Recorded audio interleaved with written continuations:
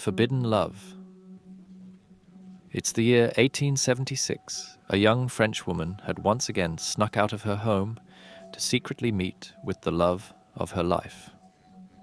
Her name was Blanche Monnier, and she came from a well-respected, conservative bourgeoisie family, making their family noble. Alongside her brother Marcel, Blanche grew up as a socialite, meaning a person with an aristocratic and wealthy background. She was renowned for her beauty and attracted many potential suitors for marriage. But Blanche only desired one man. In 1876, at the age of 27, she had met an older lawyer and fell in love with the man.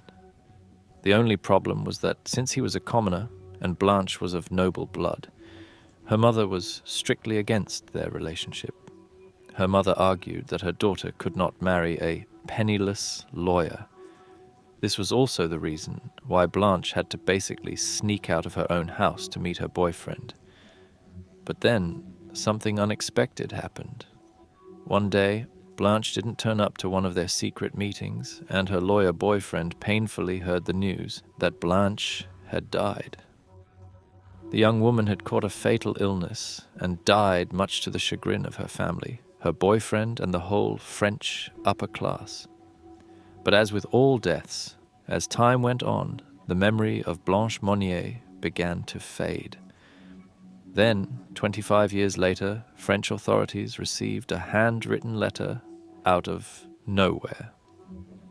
In this letter, the anonymous author implied that the Monnier family had been harboring a dark secret and that police should check out their house.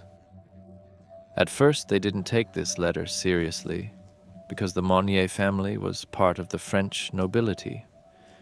Additionally, everybody knew this family, and the family's matriarch was known for her charity work.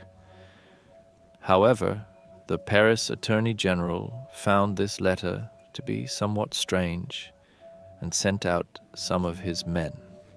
Again, at this point, everyone assumed that this letter had been faked by a rivaling family to hurt the Monniers' reputation.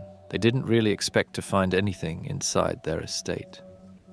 When two policemen showed up at their door and showed them the letter, the family was more than happy to let them take a look around. The officers searched the house and found nothing suspicious. When they were about to leave, one of them spotted another small door. A narrow staircase was leading up to it, and the small door was secured with a padlock. Since this was the only room they hadn't searched yet, they decided to take a look at this room. Again, mostly to check it off their list. They didn't really expect to find anything serious during this whole endeavor.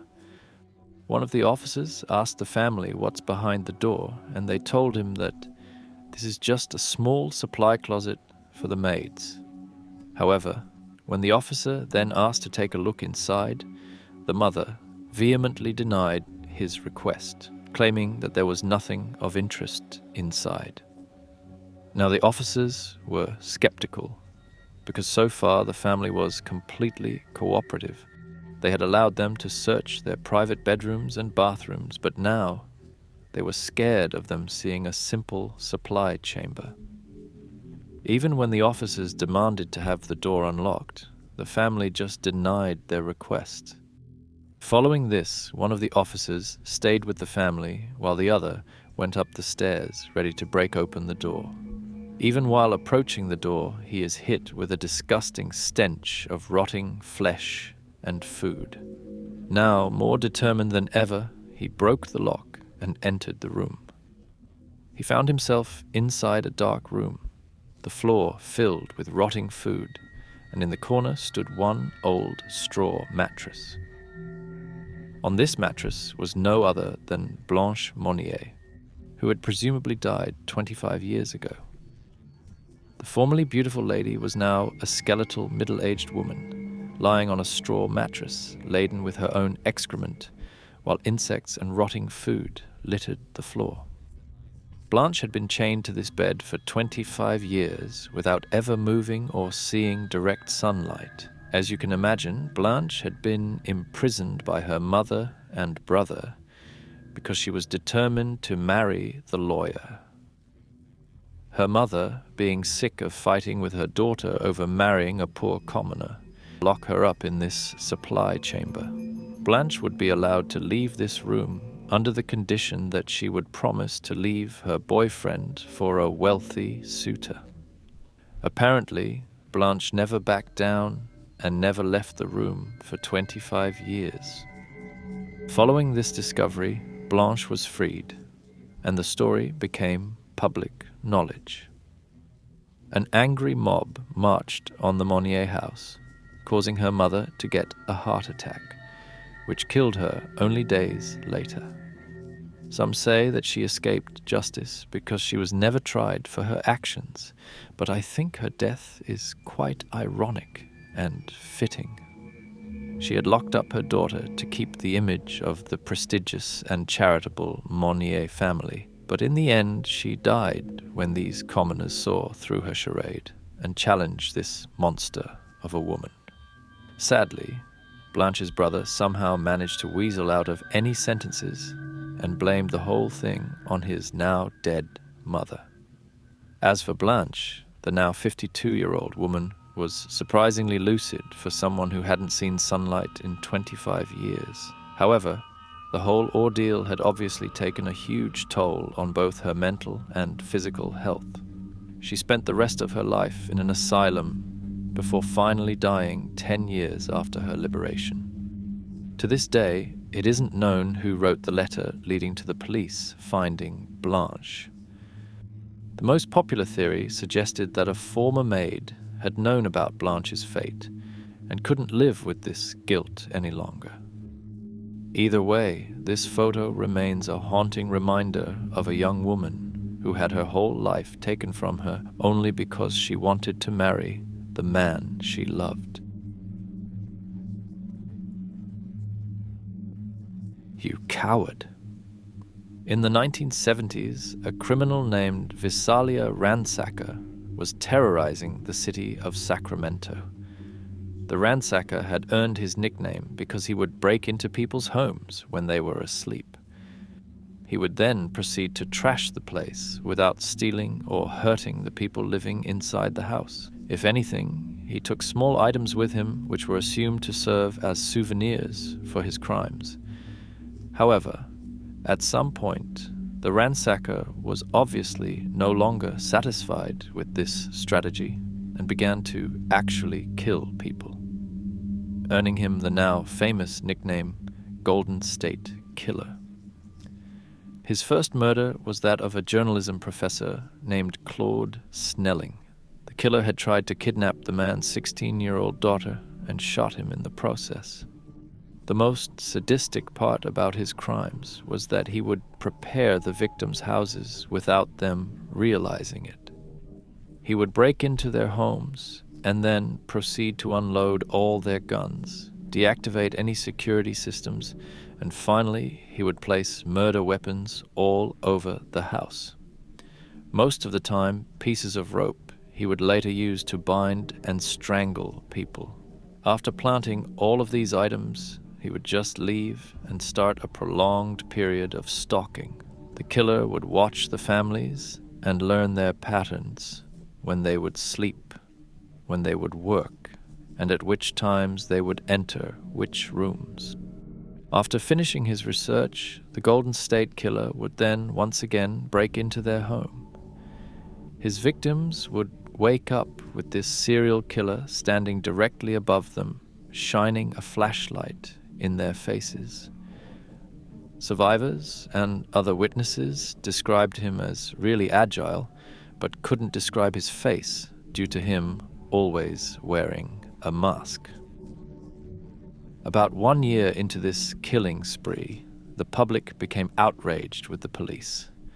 They didn't understand why they couldn't catch this guy already. As a result, the police organized a huge town hall meeting to listen to everyone's complaints. They basically wanted to stop rumors and to show the public what they were doing to stop the killer. During this meeting, one guy in the audience just stood up and began to roast the Golden State Killer. He called him a coward and a weakling, only able to prey on women and children. The man finished his speech stating that he is not afraid of the killer, and if he would dare to come to his house, he would kick his ass. Of course, everyone applauded this speech, at least for a few days. Shortly after, the man who had given the speech alongside his wife became the killer's next victim. Apparently, the Golden State Killer had been so pissed off by this man's statement that he even changed his entire modus operandi. From now on, he primarily targeted married couples and only attacked them while the husband was home, basically challenging the rumors that he was a coward. And sadly, the killer wasn't caught for a long time. But with technology ever evolving and DNA evidence becoming a thing, the police did eventually manage to find this monster. On April 24, 2018, California authorities charged 72-year-old D'Angelo with 8 counts of first-degree murder based upon DNA evidence. Investigators had identified members of D'Angelo's family through forensic genetic genealogy. This was also the first announcement connecting the Visalia ransacker crimes to D'Angelo. On June 29, 2020, D'Angelo pled guilty to multiple counts of murder and kidnapping, as part of a plea bargain that spared him the death penalty. However, with his identity now public, a really scary connection was made. This is a photo taken back at this now famous town hall meeting, where one of the victims had openly challenged the killer. In this picture, you can see the Golden State Killer sitting in a room with everyone else. He was the only one who wasn't laughing during the guy's speech and looked at him intensely. And after this meeting, he targeted and killed this guy. So this photo not only captured the rare moment a serial killer chooses his next victim, but it also captures the incident that caused him to primarily focus on married couples.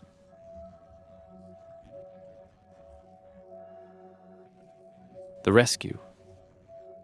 In 1985, a huge volcano in Colombia was showing clear signs that it would erupt in the foreseeable future. There was both volcanic activity and a series of tremors.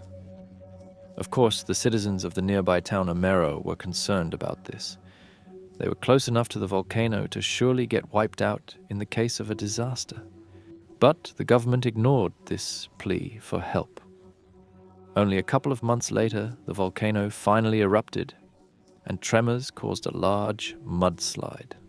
This mudslide completely swallowed this town and killed about 80% of the population, adding up to 25,000 people. Moreover, since the government had ignored all warnings, the rescuers needed a lot of time to reach this remote town. Even when rescuers arrived, many more people had already died, and even more people who couldn't get rescued soon joined them. Ironically, a photojournalist named Frank Fournier arrived there earlier than many official rescue parties. The man supported the ground rescue and, of course, wanted to capture these efforts on camera. He was shocked by both the massive destruction and the completely inefficient rescue efforts. At one point, Frank was approached by a local farmer who needed his help. The farmer told him that a little girl was trapped under her house and she needed help immediately. They arrive at a house completely submerged in water and mud. The 13-year-old Omaira Sanchez was clinging to a single branch while something underwater was pinning her down. It was later revealed that a brick door was laying on top of her legs. Furthermore, her aunt had tried to grab onto the girl's leg before getting swallowed by the waves. As a result, the hand of her dead aunt was now keeping her in place, condemning her to the same fate. Despite this dire situation, the girl was in high spirits and even joked about missing school. However, The other rescuers at the scene were not very amused. They had tried everything to get her out, but at this point it seemed completely hopeless to save this girl's life. Around the time Frank arrived, O'Mara herself realized that she would most likely die there. She accepted her fate and told the rescuers to just let her die in peace. O'Mara then laid down on the branch and waited to slowly pass away. And I know some people might criticize him for that, but Frank decided to take a picture of O'Mara. In this picture, you can see one of her last moments, and it would later go on to win the 1986 World Press Photo of the Year. Following the widespread publishing of this photo, international organizations and many countries criticized the government's indifference to the impending catastrophe as well as their poor rescue efforts. And this is what Frank wanted, to show everyone what this indifference had done to people. As a result, this photo of O'Mara became a crucial tool in organizing these security systems, which means that, in a way, O'Mara herself became a guardian angel, protecting others from similar disasters